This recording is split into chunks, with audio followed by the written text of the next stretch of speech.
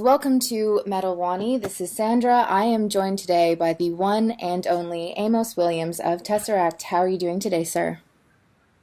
I'm pretty cool. I'm sure there's more than one of me, so one and only seems a bit high and mighty, but yeah, I'm pretty good, thank you. Okay, awesome. So just a few weeks left until the release of the highly anticipated album Polaris. How excited is the band for this release? We're definitely very excited. It's the first release where we've been able to just not really worry about the outcome. We are, by that I mean, the first couple of albums we were always either trying to fit into a scene and establish ourselves as a band, or trying to prove ourselves because we had a new vocalist. But this time around, we feel we've kind of established ourselves. People know what to expect from us and who we are. And after a few years of solid touring, we also know what we enjoy playing. So we're trying to put the album out that we enjoy, which is quite fun. It's kind of free. It's kind of where every musician wants to be. Right. And hopefully the crowds like that. If they do, fantastic. If they don't, it's okay. You know, we're doing the music that TesseracT wants to do, so we have to live with that decision whether it works or not. Right. Awesome. So fans have gotten a taste of the new music with the release of the single Messenger. How has the response been so far? Mixed, and that's fine. We expected it actually to be a bit peculiar. You know, a lot of times a band will put out a song that has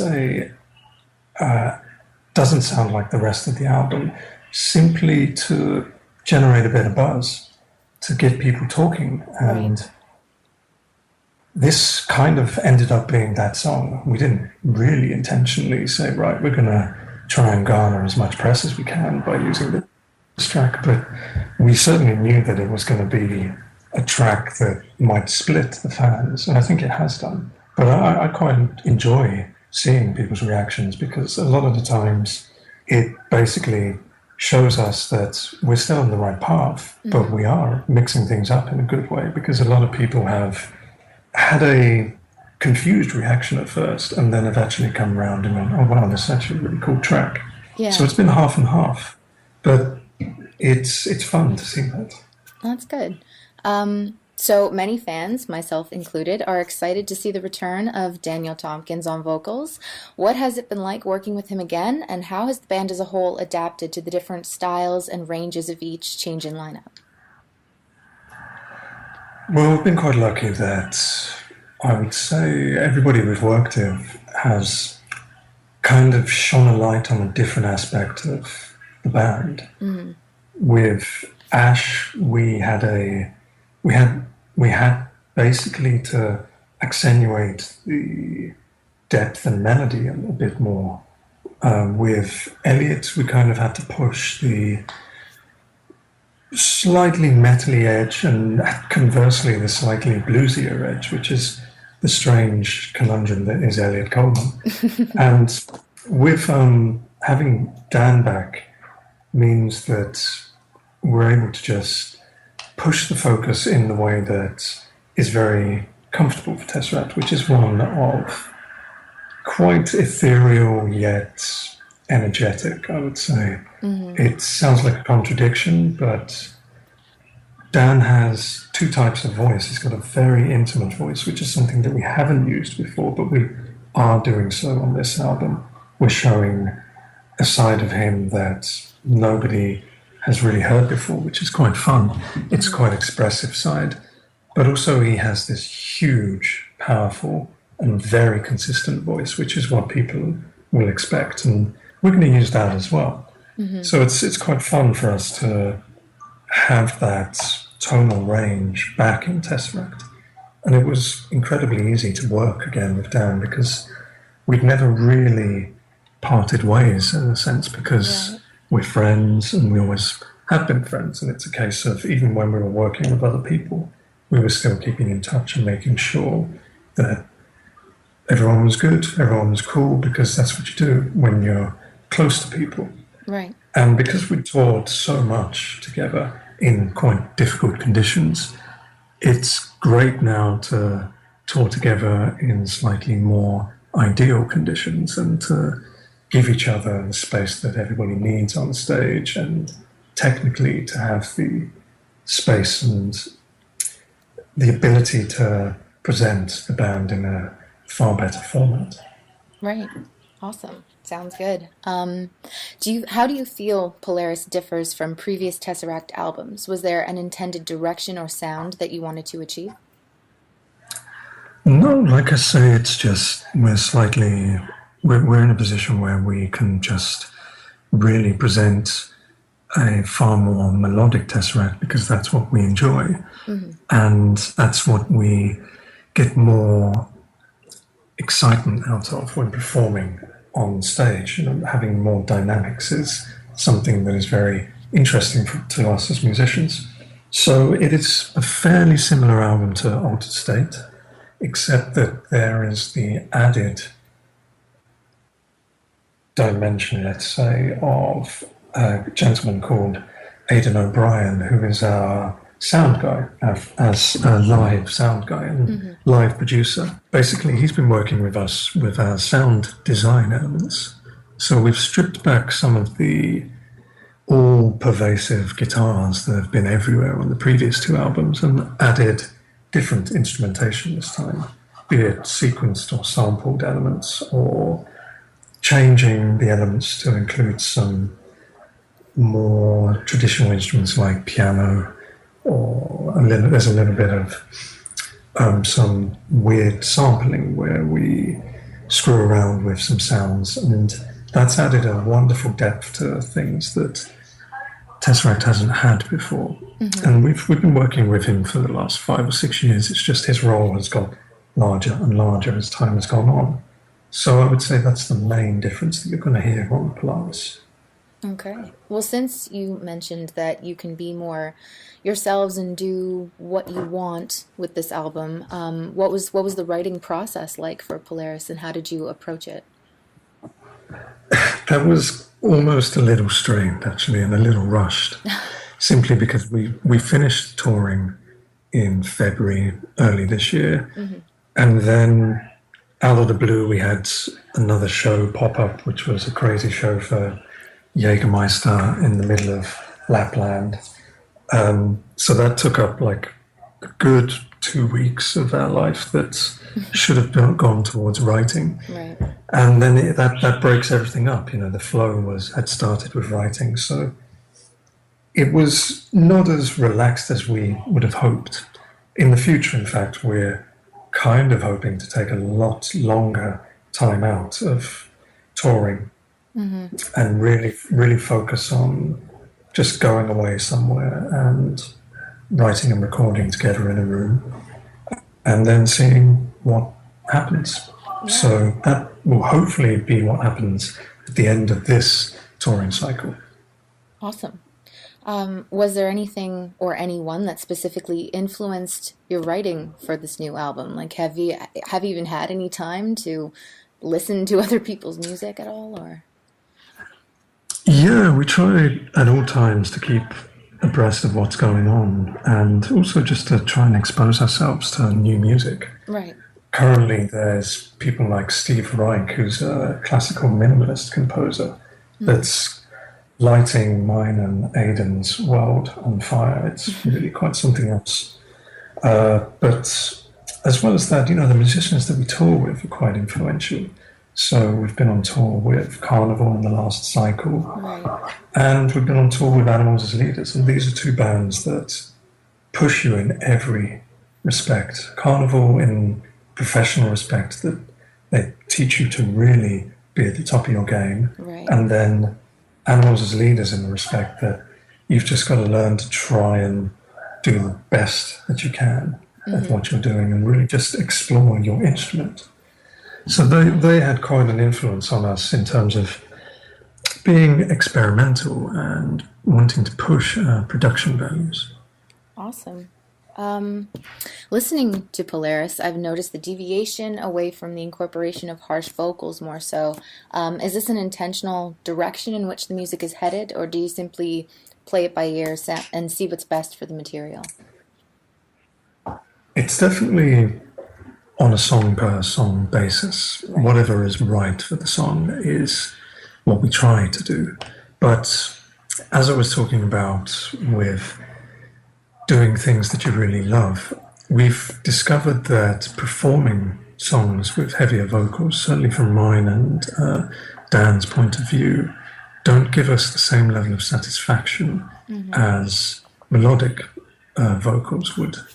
So it's been a case of, since day one, we've only felt that we were doing too many harsh vocal parts, simply because we felt we had to be performing these things to fit in with the crowd. But as time has gone on and we've established ourselves, I don't think that's necessary anymore.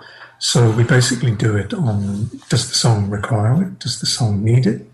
And if it doesn't, we don't use it. But we do still use it as, like, there's 10 or 12 words that are screamed on this album, and that's all we needed to do. Yeah. But maybe the next album there'll be 2 or 3 songs that are heavier. It really depends on what we're feeling like, and it's the right thing for that particular song. Great. Moving on to bass. You have a very distinct style when it comes to bass. Many bands with a similar sound to TesseracT tend to follow a certain mold, but you personally, I'm always hearing the slapping and the more percussive techniques that just steps everything else up a whole notch. And off of Polaris, my personal favorite was Utopia. It was a really great example of that. Why do you choose this approach, or how do you feel slapping affects the music as opposed to straight picking? I am actually a classically trained percussionist, so I spent my youth in orchestras hitting things. And that seems to have translated to my bass playing. And there are many occasions where I feel like a drummer, rather than the description of what other bass players talk about their role in the music. I feel like I'm definitely more of an extension of the rhythm section than I am an extension of the instrumentation. So it's a very natural thing for me to really treat the bass like a percussion instrument. Great. Yeah, and it definitely comes through that way, and I love it. But so when you guys, so when you guys write in odd meters and polyrhythms, etc., do you count everything out and purposely write in certain time signatures, or do you just feel the groove and the melody? Totally the latter. Honestly, it gets in the way if you are engaged in a intellectual manner. I mean, there's nothing wrong with that. There are some incredible bands that really understand what they're doing and have a clear goal about what they wish to do, like, say, Dream Theater, for example, are a band that are definitely in charge of their music, whereas the music is in charge of us. And it's only afterwards, after the fact, that we will analyze what we're doing. And it does definitely help us really develop and understand the music more. But it would be a hindrance to our limited intellectual capacities to really have it involved at that early stage. Right. So progressive metal as a genre in itself is often controversial, and with many in the community using labels like gent and so forth. How do you see yourself and TesseracT as a band, and do these labels mean anything to you while writing? No, they definitely don't hinder us in any respect or pigeonhole us. Obviously, we sound a certain way, and other people describe us using a common moniker like gent or progressive metal, and that's great, because that means that there is a group of people that are willing to push you and to promote you, and that's a fantastic thing. So I've always found it a little confusing when people have been annoyed by the term gent and have got quite angry angry about it. Like, it's okay. And in fact, it's a fantastic springboard. It has been a fantastic springboard for bands like TesseracT, Periphery, to get out there and become more well known, because there's been this key to the scene that's going on. Yeah. And let's face it, we've got to call ourselves something. Yeah. And also, I mean, metal is a strange word and a strange term, and rock is a strange term. So I think it's probably just, we have to be called something. Yeah. Yeah, it's true. So you'll be touring pretty solidly over the next several months. First Australia, then to the US and Canada in November, and dates in Europe were just announced for February. Are you excited, and do you generally enjoy touring? Definitely. We absolutely are most alive on stage. But it is a tough one, because music isn't the be-all and end-all. Music is very much the intense and unreal element of our life. But we all have families and we all have close friends. And when you're away from that, it can get a bit strange, because friends and family don't just pause when you're away. And if you're away for 2 months, they move on, they carry on with their life. And it can be strange to have that disconnect and then come back into their lives and expect everything to be the same. And it's really hard on those of us with small children. So it's a bit of a mixed blessing. We have to go away and do this because it's our job. But it's also very difficult for us to hold down real life as a result. Right. Yeah. So although I'm in Canada and looking forward to seeing you here, many of the Metal Wani fans are waiting patiently in India. Any plans of going back there soon?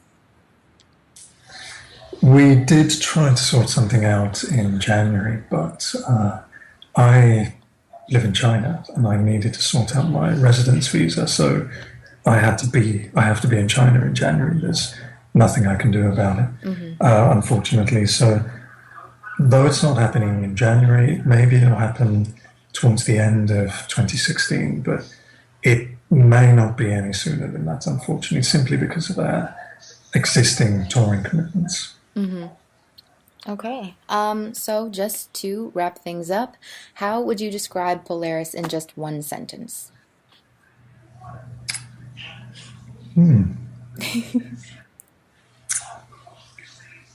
If possible. It's totally possible. It's definitely an album of layers, intentionally of layers too. So you'll hopefully get more each time you listen to it and want to come back again and again. Well, that is definitely accurate. Happened to me. I keep going back and Fantastic. listening to it. Okay, so guys, pre-order Polaris. It comes out September 18th. Thank you so much for talking to me, Amos. Thank you so much for taking the time to talk to me.